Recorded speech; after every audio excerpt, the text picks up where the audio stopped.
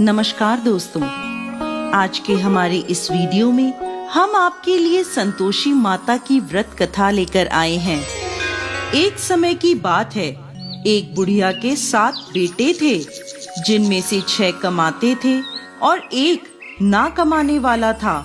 वो बुढ़िया 6 बेटों को अच्छा खाना बनाकर खिलाती, पर 7वें को उन सब का बचा कुचा झूठा खाना खिलाती थी।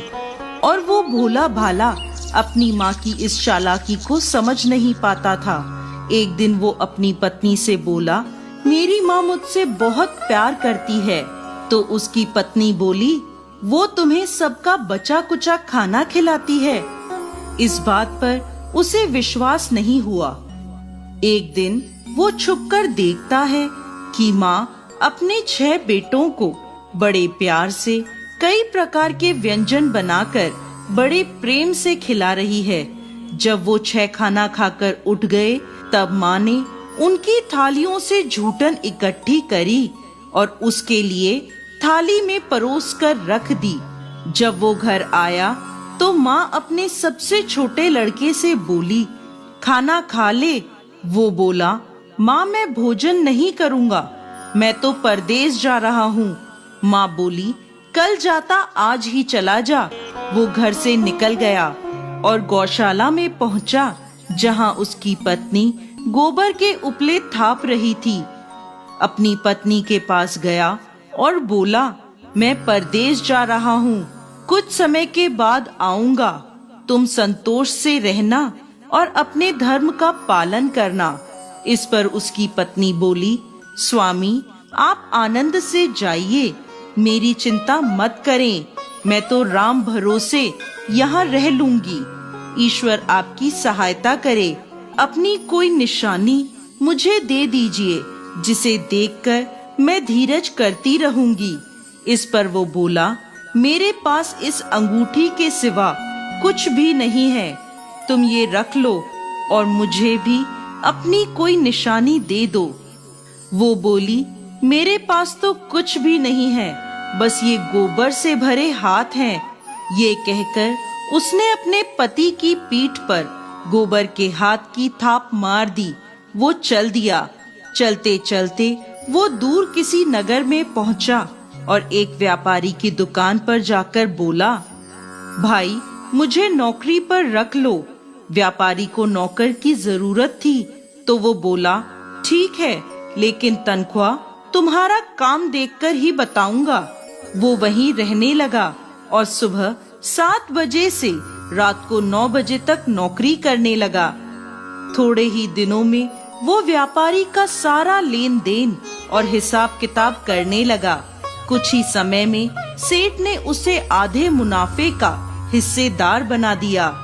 12 वर्षों में वो नामी सेठ बन गया। इधर उसकी पत्नी को सास और जेठानियां बड़ा कष्ट देने लगी। उसे लकड़ी लेने जंगल में भेजती, भूसे की रोटी देती, फूटे नारियल में पानी देती। वो बड़े कष्टों से जीवन बिता रही थी। एक दिन जब वो लकड़ी लेने जा रही थी, तो रास्ते में उसने देखा एक मंदिर में कुछ औरतें व्रत कर रही हैं और कथा सुन रही हैं। तो वो पूछने लगी, ये क्या व्रत कर रही हो?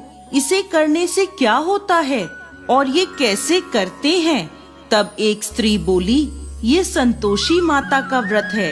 इसे करने से मनवांछित फल प्राप्त होता है और गरीबी, मन की चिंताएं, मुकदमे, कलह, रोग आदि सब नष्ट होते हैं। संतान सुख, धन, शांति और मन पसंद वर मिलता है और दूर गए पति के दर्शन होते हैं। उन्होंने उसे व्रत की विधि बता दी। उसने रास्ते में सारी लकड़ियां बेच दी और उन पैसों से गुड़ और चना खरीद लिया और व्रत की तैयारी कर संतोषी माता के मंदिर में पहुंची और माता से दुखी होकर विनती करने लगी, माँ मैं अज्ञानी हूँ और बहुत दुखी हूँ, मैं आपकी शरण में हूँ, मेरा दुख दूर करो माँ। अब वो हर शुक्रवार ऐसा ही करती। एक दिन माता को उस पर दया आ गई। एक शुक्रवार उसके पति का पत्र आया और अगले शुक्रवार पति का भेजा धन उसे मिला। अब वो माता के मंदिर में गई और उनके चरणों में गिरकर रोने लगी। बोली, माँ, मैंने पैसे कब मांगे थे? मुझे तो अपना सुहाग चाहिए। मैं तो अपने स्वामी के दर्शन और सेवा करना मांगती हूँ। तब संतोषी माता ने प्रसन्न होकर कहा, जा बेटा, तेरा पति जल्द ही आएगा। वो प्रसन्न होकर घर गई और कामकाज में लग गई। उधर संतोषी माता ने स्वप्न में उसके पति को पत्नी की याद दिलाई और घर जाने को कहा। वो बोला, माँ, मैं कैसे जाऊं? परदेश की बात है, लेन देन के कई हिसाब बाकी हैं। माँ बोली, सवेरे उठकर मेरा नाम लेकर घी का दीपक जलाना और फिर दुकान पर बैठना। सवेरे उठकर उसने वैसा ही किया। देखते ही देखते सारा लेन देन साफ हो गया और धन का ढेर लग गया। वो खुश होकर घर की ओर रवाना हो गया। उधर उसकी पत्नी रोज लकड़ी लेने जाती और संतोषी माता की पूजा अर्चना करती। एक दिन वो बोली, माँ, आज ये धूल कैसी उड़ रही है? माँ बोली, बेटी, तेरा पति आ रहा है।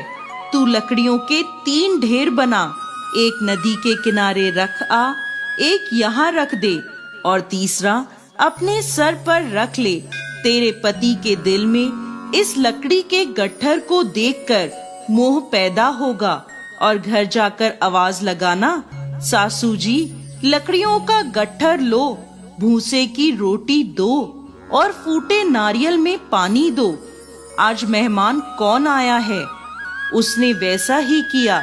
घर गई, आंगन में लकड़ियों का गट्ठर रखकर बोली, सासू जी, लकड़ियों का गट्ठर लो, भूसे की रोटी दो और फूटे नारियल में पानी दो। आज मेहमान कौन आया है? ये सुनकर सास दौड़ी दौड़ी बाहर आई और अपने कष्टों को भुलाने के लिए कहने लगी, बेटी, तेरा पति आया है। आ, मीठे भात का भोजन कर और गहने और कपड़े पहन। इतने में उसका पति बाहर आया और उसके हाथ में अपनी दी अंगूठी देखकर माँ से पूछने लगा, माँ, ये कौन है? माँ बोली, बेटा, ये तेरी बहू है। पूरे 12 बरस हो गए ये दिन भर घूमती फिरती है, कोई कामकाज भी नहीं करती। तुझे देखकर नखरे कर रही है।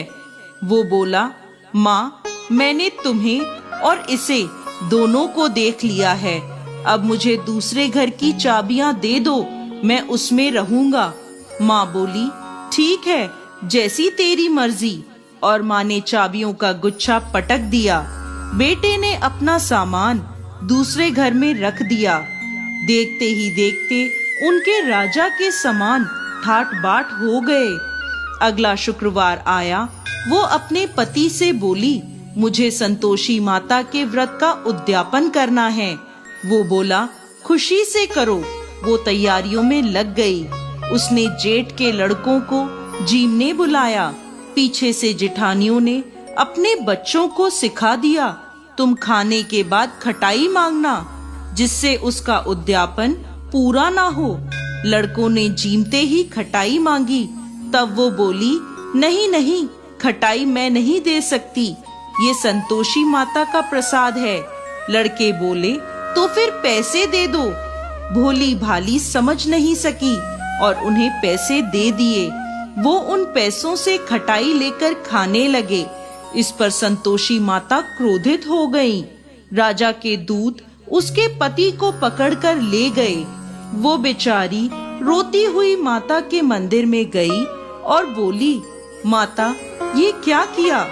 माता बोली, पुत्री, मुझे दुख है कि तुमने अभिमान करके मेरा व्रत तोड़ा है और इतनी जल्दी सब भूल गई। वो बोली, माता, मैंने तो कुछ गलत नहीं किया। मैंने भूल से लड़कों को पैसे दे दिए। मुझे क्षमा करो, मैं दोबारा तुम्हारा उद्यापन करूंगी। माता बोली, जा, तेरा पति रास्ते में आता हुआ मिलेगा। वो चली गई। रास्ते में उसे उसका पति आता हुआ दिखा। उसके पूछने पर बोला, राजा ने मुझे मिलने के लिए बुलाया था। अगले शुक्रवार उसने फिर उद्यापन किया। जेठ के लड़कों को बुलाया। जेठानियों ने फिर उन्हें सिखा दिया। लड़के भोजन के पहले बोले, खटाई मिलेगी? तब वो बोली, खटाई नहीं मिलेगी। अब उसने ब्राह्मण के लड़कों को बुलाकर भोजन कराया और दक्षिणा दी। संतोषी माता उससे प्रसन्न हो गईं और 9 महीने बाद उसके चंद्रमा के समान सुंदर पुत्र हुआ। वो अपने पुत्र को लेकर रोजाना मंदिर जाने लगी। एक दिन संतोषी माता ने सोचा, ये रोज यहाँ आती है, आज मैं इसके घर जाकर इसका ससुराल देखती हूँ। ये सोचकर संतोषी माता ने भयानक रूप धारण करा। गुड़ व चने से सना मुख, सूंड के समान होठ, जिन पर मक्खियां भिनभिना रही थी, ऐसी सूरत में वो उसके घर गईं। दहली में पांव रखते ही उसकी सास बोली, देखो कोई डाकिन आ रही है, उसे भगाओ वरना किसी को खा जाएगी। सभी घर वाले भागकर घर की खिड़कियां और दरवाजे बंद करने लगे।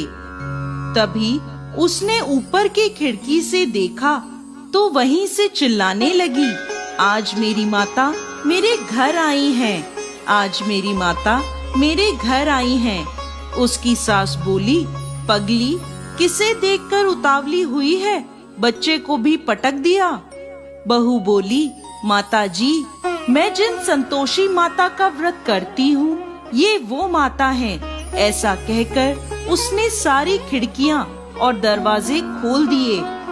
सबने संतोषी माता के चरण पकड़ लिए और विनती कर कहने लगे, हे माता, हम मूर्ख हैं, अज्ञानी हैं, पापी हैं, आपके व्रत की विधि हम नहीं जानते।